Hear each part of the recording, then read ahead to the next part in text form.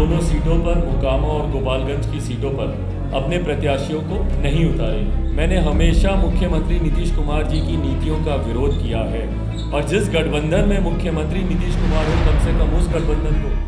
नमस्कार, आप देख रहे हैं लाइव सिटीज़। मैं हूं आपके साथ सौरभ राज। बिहार के 2 सीटों के ऊपर उपचुनाव होने हैं। मोकामा और गोपालगंज में चुनावी लड़ाई में बीजेपी और आरजेडी आमने सामने है। लेकिन सवाल यह है कि क्या चिराग पासवान चुनाव में किसी दल का समर्थन करेंगे? जब चिराग पासवान से इसके ऊपर पूछा गया तो चिराग पासवान क्या कुछ कह रहे हैं, पहले आप सुनिए। संसदीय बोर्ड के द्वारा चुनाव को लेकर ये चर्चा की गई थी कि 2 उपचुनाव में पार्टी को चुनाव लड़ना चाहिए, नहीं लड़ना चाहिए, क्या क्या परिस्थितियां, तमाम इन बातों को बिहार संसदीय बोर्ड के द्वारा केंद्रीय संसदीय बोर्ड में भेजा गया।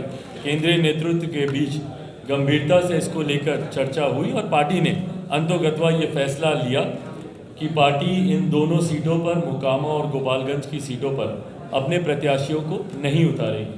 पर पार्टी किस गठबंधन का समर्थन करेगी या नहीं करेगी, मुझे लगता है इसमें बहुत ज़्यादा संदेह किसी को होना नहीं चाहिए।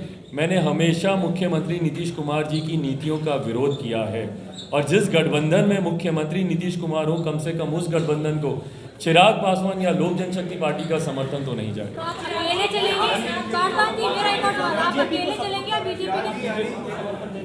भाई, मैं किसी को समर्थन देने की बात नहीं कर रहा, बट हाँ, जिन नीतियों के मैं